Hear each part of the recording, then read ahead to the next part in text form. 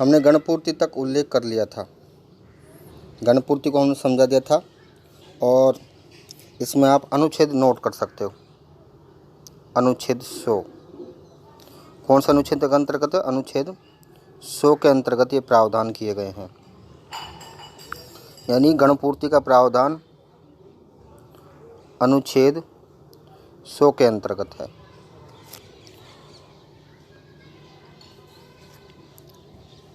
और अगर अनुच्छेद नोट करना चाहो और तो शपथ का प्रावधान अनुच्छेद 99 के अंतर्गत किया गया है।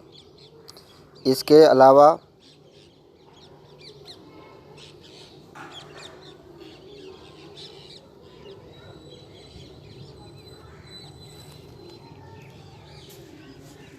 अगर हम नियोक्ताओं की बात करें तो अनुच्छेद 102 के अंतर्गत की गई है।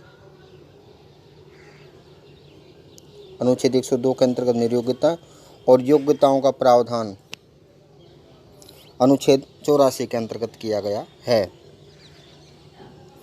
गणपूर्ति हमने बता दी थी कि वह न्यूनतम सदस्य संख्या जिससे सदन की कार्रवाई को वैधानिकता प्राप्त हो जाती है। और ये कितनी है?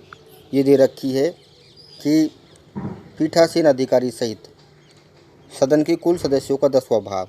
तो उसमें लोकसभा की हमने बताई थी 55 और राज्यसभा की बताई थी 25।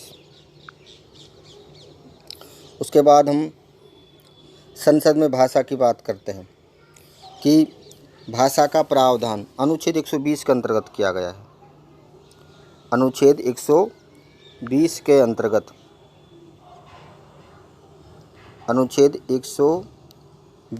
अंतर्गत भाषा का प्रावधान किया गया है कि संसद की भाषा क्या होगी। तो इसमें संविधान के अनुच्छेद 120 के अंतर्गत प्रावधान किया गया है कि संसद की कार्य संचालन की भाषा हिंदी और अंग्रेजी होगी। क्या होगी? हिंदी और अंग्रेजी। किंतु पीठासीन अधिकारी किसी ऐसे सदस्य को जो हिंदी और अंग्रेजी में अपनी बात को अभिव्यक्त नहीं कर सकता, उसको अपनी मातृभाषा में बोलने की अनुज्ञा प्रदान कर सकता है उसके निवेदन पर। मान लीजिए कोई ऐसा सांसद है जो ना तो हिंदी जानता है ना अंग्रेजी जानता है, तो उसको अपने कम्युनिकेशन, अपने विचार, अपने क्षेत्र की समस्याओं को समाधान करने के लिए पीठासीन अधिकारी से अनुमति मांगनी पड़ती है। तो अनुमति मिलने के बाद वो सांसद अपनी मातृभाषा में भी अपने विचारों को अभिव्यक्त कर सकता है। लेकिन इसकी अनुमति कौन देता है? पीठासीन अधिकारी। और पीठासीन अधिकारी लोकसभा में कौन होता है? लोकसभा का अध्यक्ष। और राज्यसभा में होता है राज्यसभा का सभापति होता है। आगे हम बात करते हैं मंत्रियों और महान्यायवादी की बात करते हैं। तो सबसे पहले आपको मंत्रियों के बारे में आपको पता ही है कि मंत्रियों की नियुक्ति राष्ट्रपति द्वारा प्रधानमंत्री की सिफारिश पर की जाती है और महान्यायवादी की नियुक्ति भी राष्ट्रपति के द्वारा की जाती है, जिसको इंग्लिश में एडवोकेट जनरल या अटॉर्नी जनरल भी बोलते हैं। तो महान्यायवादी कौन होता है?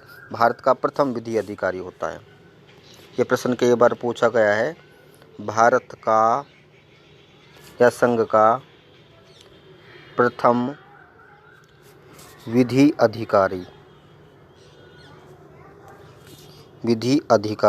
होता है, ये ध्यान रखना है। तो महान्यायवादी कौन होता है? प्रथम विधि अधिकारी होता है। इसकी नियुक्ति कौन करता है?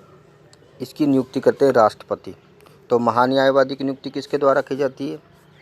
राष्ट्रपति के द्वारा की जाती है। इसका काम क्या है? यानी भारत सरकार को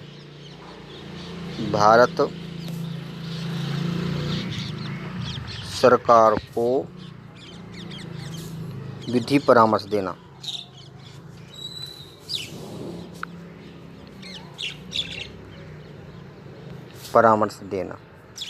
और ये सर्वोच्च न्यायालय और उच्च न्यायालय में भारत सरकार का पक्ष रखता है।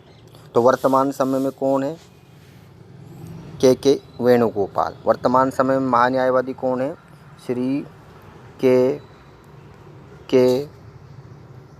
वेणुगोपाल। ये भारत के महान्यायवादी हैं। तो अनुच्छेद 88 के अंतर्गत प्रावधान किया गया कि प्रत्येक मंत्री और भारत के महान्यायवादी को यह अधिकार होगा कि वे संसद के किसी भी सदन में बोलने कार्रवाई में भाग लेने के अधिकारी होंगे।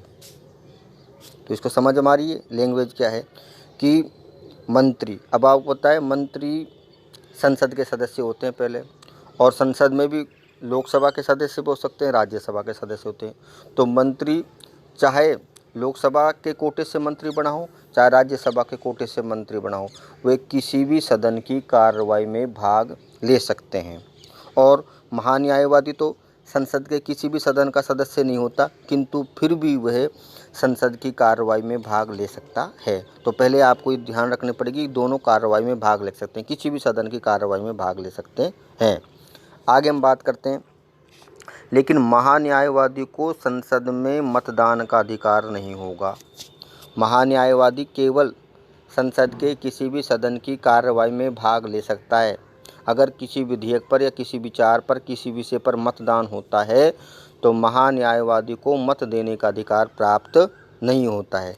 जबकि मंत्रियों को मतदान का अधिकार होगा, लेकिन मंत्री केवल उसी सदन में मतदान कर सकेगा जिस सदन का वह सदस्य है। मान लीजिए वो लोकसभा का सदस्य है तो वो कार्रवाई की में भाग, वह राज्यसभा की कार्यवाही में भाग ले सकता है, लेकिन मतदान होगा तो वह अपने सदन, यानी लोकसभा का सदस्य है तो लोकसभा में जाकर मतदान करेगा, और राज्यसभा का सदस्य है तो राज्यसभा में जाकर मतदान करेगा। उसके बाद हम आगे बात करते हैं राज्यसभा के गठन की, क्योंकि अनुच्छेद 79 में हमने उल्लेख किया था कि संसद भारतीय संघ के लिए एक संसद होगी जो राष्ट्रपति और 2 सदनों से मिलकर बनेगी, जिनके नाम क्रम से राज्यसभा और लोकसभा होंगे। चूँकि राज्यसभा का उल्लेख अनुच्छेद 79 में पहले किया गया है, इसलिए राज्यसभा को उच्च सदन भी कहते हैं। अब राज्यसभा का गठन पूछा जा सकता है, छोटे छोटे प्रश्न तो बनते ही है, एक बड़ा प्रश्न भी बन सकता है, 4 नंबर का प्रश्न भी बन सकता है। तो राज्यसभा के गठन में बहुत सारी बात आएंगी, तो इसमें अभी हमको बात करेंगे कि अधिकतम सदस्य कितने हो सकते हैं, वर्तमान में कितने निर्वाचित होते हैं, कितने मनोनीत होते हैं, एक बिंदु तो ये बन जाएगा। उसके बाद इनका निर्वाचन किस विधि से होता है, उसके बाद हम बात करेंगे इनका कार्यकाल कितना होता है शपथ तक का, ठीक है ना। ये 4 बिंदु बनेंगे। तो सबसे पहले हम बात करते हैं राज्यसभा के गठन की। तो राज्यसभा को संसद का उच्च सदन कहते हैं। उच्च सदन इसलिए कहते हैं कि मैंने आपको अभी बताया था कि अनुच्छेद 79 में जब संसद के गठन की बात कही गई है, उल्लेख किया गया है, तो राज्यसभा का जो 2 सदनों की बात कही गई है तो राज्यसभा का उल्लेख पहले किया गया है, इसलिए राज्यसभा को उच्च सदन कहते हैं। उसके बाद राज्यसभा को स्थायी सदन भी कहते हैं, हम आगे बताएंगे, क्योंकि राज्यसभा का विघटन नहीं होता, इसलिए राज्यसभा क्या है, स्थायी सदन है, और इसको राज्यों का सदन भी कहते हैं। जब मैंने आपको तीसरा पाठ पढ़ाया था तो मैंने आपको बताया था कि संसद के 2 सदन हैं, लोकसभा और राज्यसभा। तो लोकसभा जनता का प्रतिनिधित्व करता है, जबकि राज्यसभा राज्यों का प्रतिनिधित्व करता है। पहली बात, ये प्रश्न पूछा जा सकता है कि संसद का कौन सा सदन राज्यों का सदन है, संसद के किस सदन को स्थायी सदन के नाम से जाना जाता है, संसद का कौन सा सदन है जो उस सदन कहलाता है। तो ये बिंदु इम्पोर्टेंट है। उसके बाद राज्यसभा का गठन, तो संसद के गठन की बात करेंगे अनुच्छेद 79 आएगा 79, लेकिन राज्यसभा के गठन की पर्टिकुलर बात करेंगे तो अनुच्छेद 80 आएगा। अनुच्छेद 80 के तहत किया गया, तो ये प्रश्न भी 1 नंबर का बन सकता है। यहाँ पर बहुत ज़्यादा प्रश्न बनते हैं। तो राज्यसभा के गठन से संबंधित कौन सा अनुच्छेद है, तो अनुच्छेद 80 आएगा, जिसके तहत राज्यसभा के सदस्यों की कुल संख्या 250 हो सकती है। तो 250 हो सकती है अधिकतम, और इसमें भी इसके टुकड़े हम कर सकते हैं। 250 अधिकतम होगी तो 238 तो होंगे निर्वाचित और 12 होंगे मनोनीत, तो कितने हो गए 250। यदि अधिकतम संख्या इतनी है 250 हो सकती है, तो उसमें 238 निर्वाचित होते हैं केंद्र शासित प्रदेशों और राज्यों से, वहाँ की विधानसभाएं करती हैं इनका निर्वाचन, आगे हम बताएंगे, और 12 सदस्यों को राष्ट्रपति मनोनीत करता है। तो कुल मिला के अनुच्छेद 80 के अंतर्गत राज्यसभा के सदस्यों की अधिकतम संख्या 250 हो सकती है।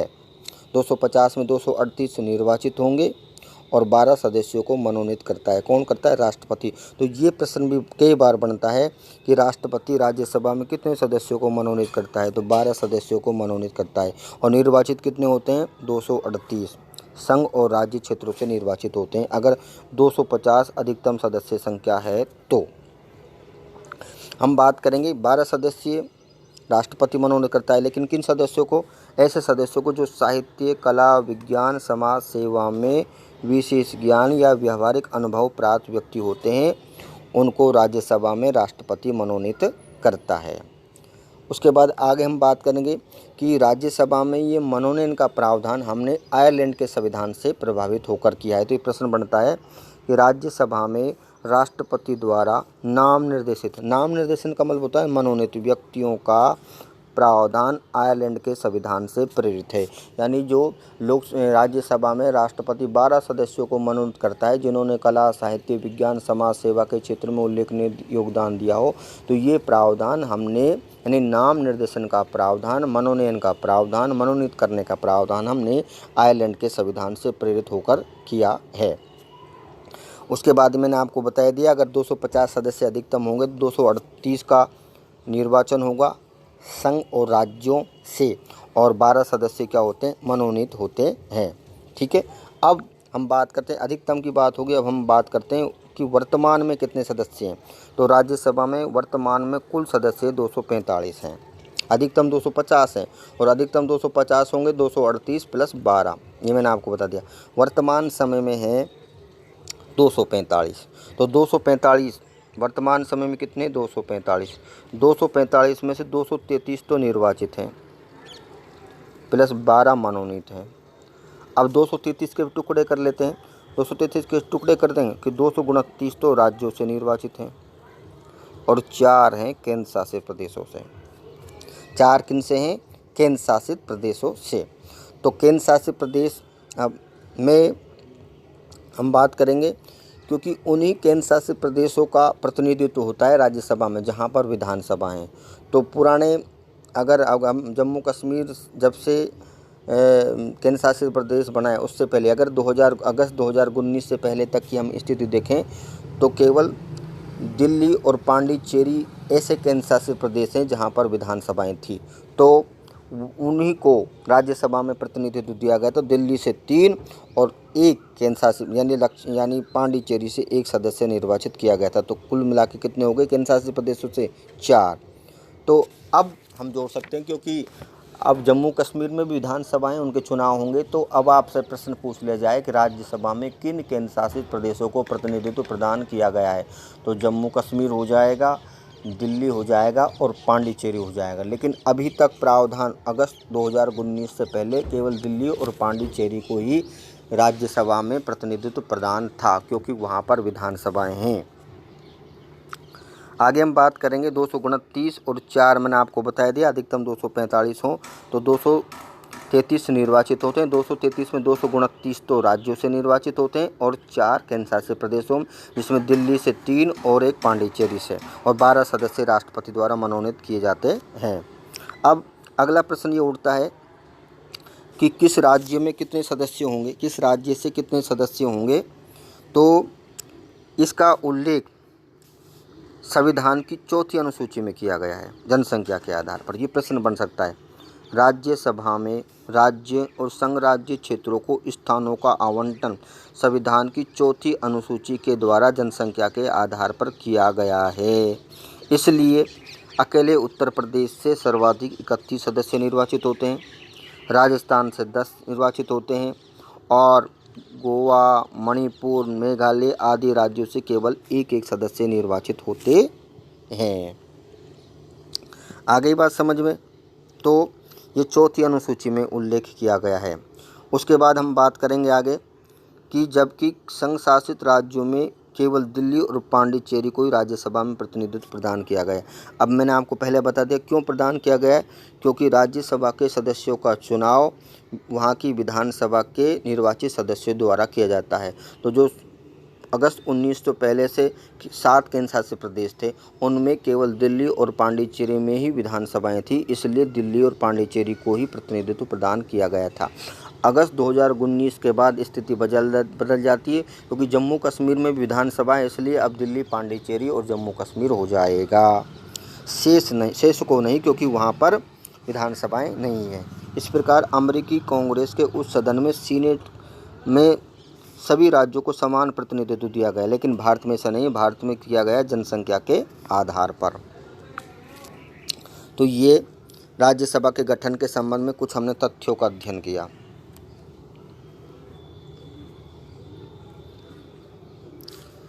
कुछ तथ्यों का अध्ययन हमने किया। अब हम आगे चलते हैं।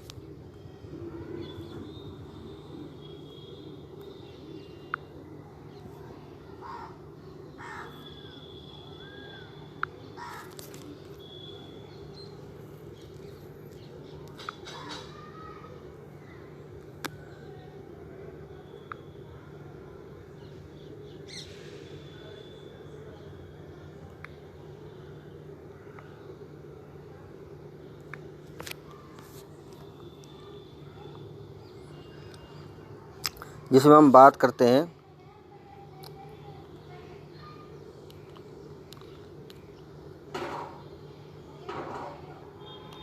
राज्यसभा के सदस्यों का निर्वाचन अप्रत्यक्ष रूप से होता है। राज्यसभा के सदस्यों का चुनाव कैसे होता है? राज्यसभा के सदस्यों का निर्वाचन। तो संविधान के अनुसार राज्यसभा के सदस्यों का निर्वाचन उस राज्य की विधानसभा के निर्वाचित सदस्य द्वारा आनुपातिक प्रतिनिधित्व की एकल संक्रमणीय मत पद्धति के द्वारा किया जाता है। आनुपातिक प्रतिनिधित्व की एकल संक्रमणीय मत पद्धति के द्वारा किया जाता है। तो इसको समझेंगे। सबसे पहले राज्यसभा के सदस्यों को चुनाव किसके द्वारा किया जाता है? राज्यसभा के सदस्यों को चुनाव किया जाता है उस राज्य की विधानसभा के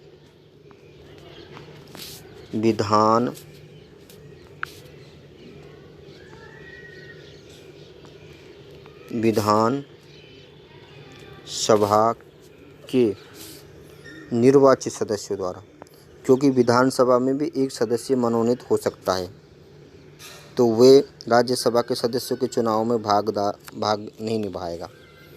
और ये कौन सी पद्धति के द्वारा? आनुपातिक प्रतिनिधित्व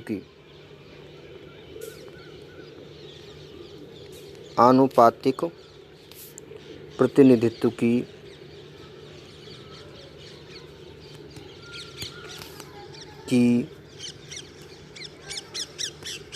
एकल संक्रमणीय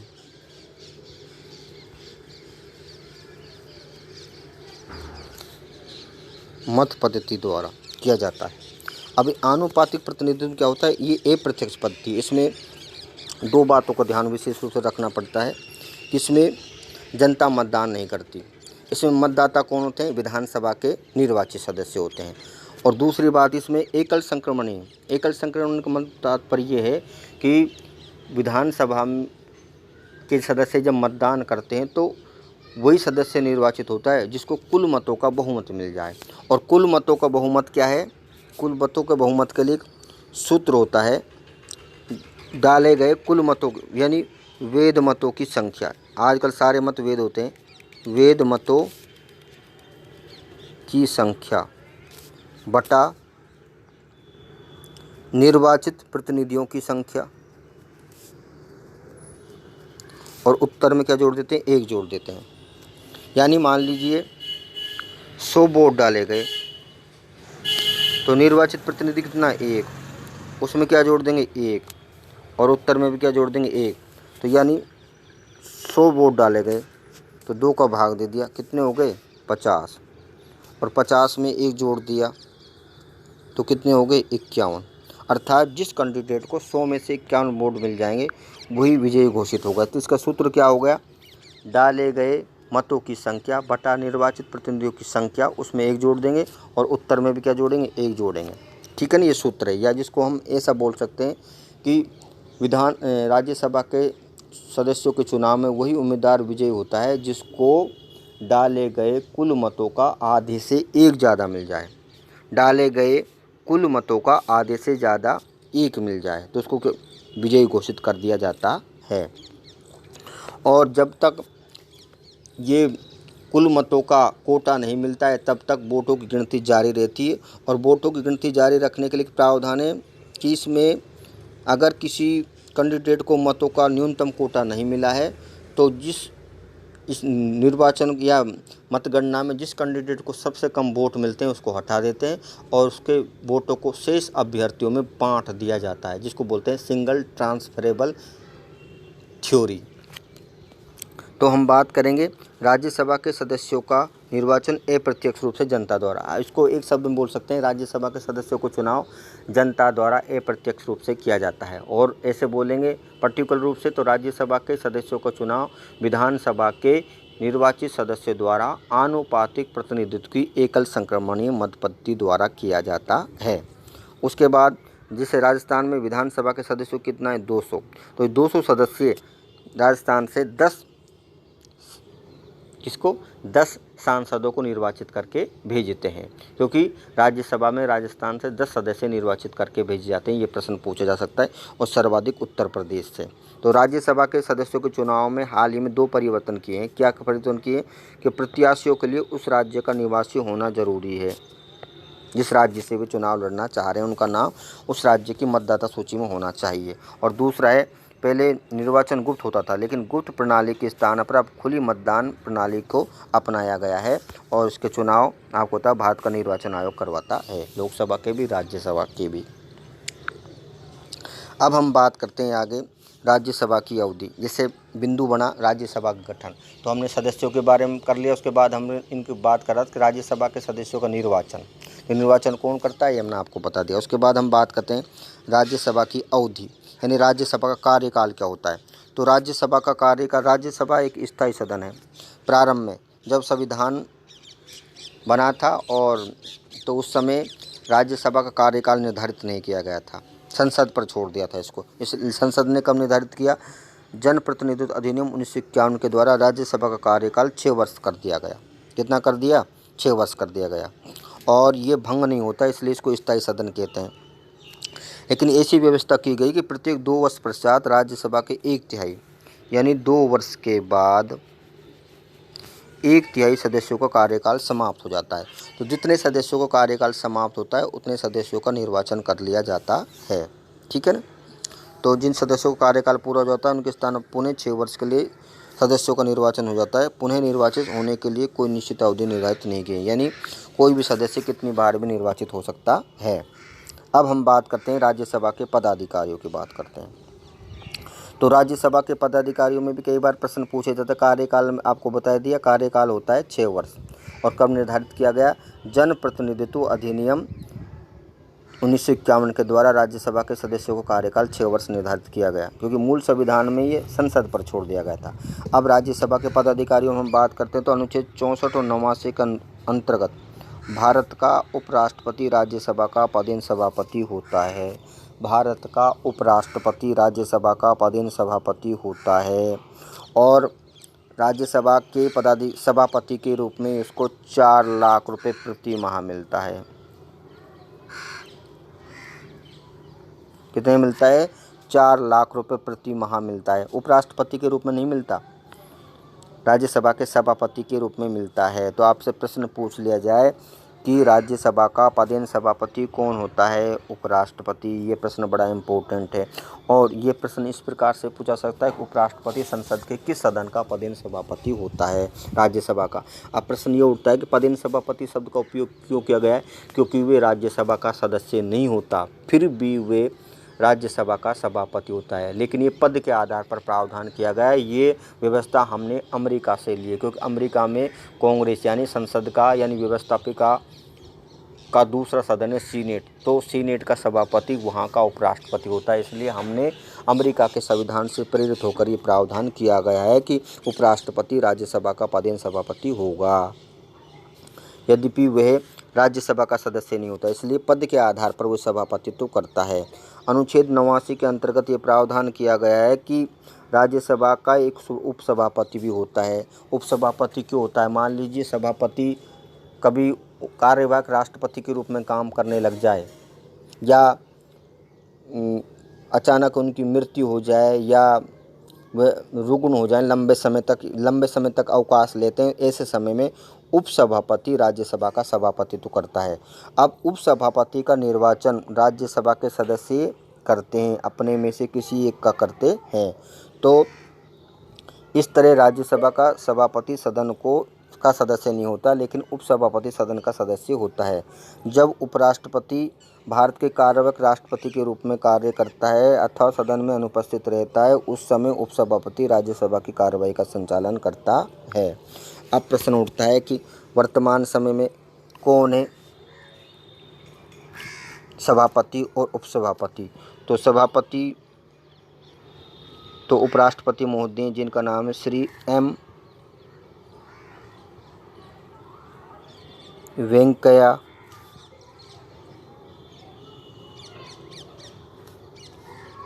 नायडू।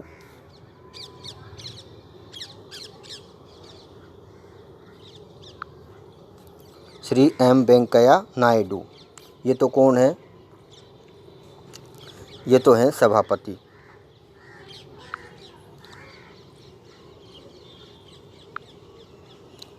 और उपसभापति कौन है?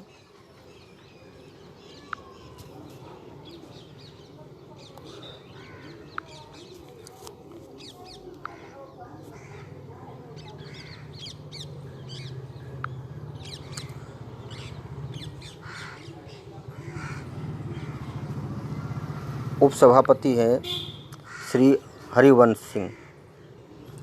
श्री हरिवंश सिंह ये उपसभापति हैं।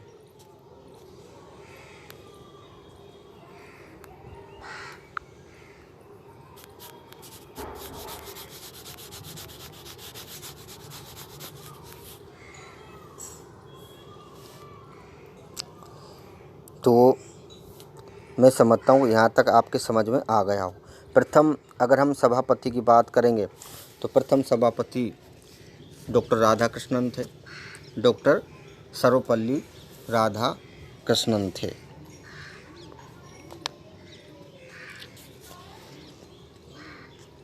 तो ये राज्यसभा के गठन से जो बात है वो कंप्लीट हो गई।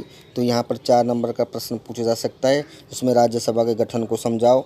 तो आपको आंसर देना पड़ेगा कि राज्यसभा गठन संबंध जो प्रावधान मैंने आपको पहले ही बताए थे, कुछ सदन कहते हैं स्थायी सदन है और उसका गठन अनुच्छेद 80 के अंतर्गत किया गया, जिसमें सदस्यों की संख्या अधिकतम 250 हो सकती है। 250 के भी टुकड़े कर सकते हो। 238 संघ और राज्यों से निर्वाचित होते हैं। 12 सदस्य राष्ट्रपति मनोनीत करता है।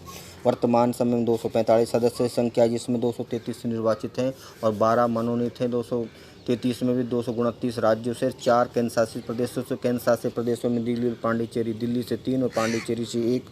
इसके अलावा संघ राज्य क्षेत्रों में किस राज्य से कितने स्थान सीट होंगी, इसका उल्लेख चौथी अनुसूची में किया गया है। और इसके गठन को निम्नलिखित बिंदुओं के माध्यम से समझा जा सकता है, जिसमें राज्यसभा के सदस्यों का निर्वाचन हो जाएगा, फिर राज्यसभा की अवधि हो जाएगी, उसके बाद राज्यसभा के पदाधिकारी हो जाएंगे। इस प्रकार से यह राज्यसभा का गठन कंप्लीट हो जाता है।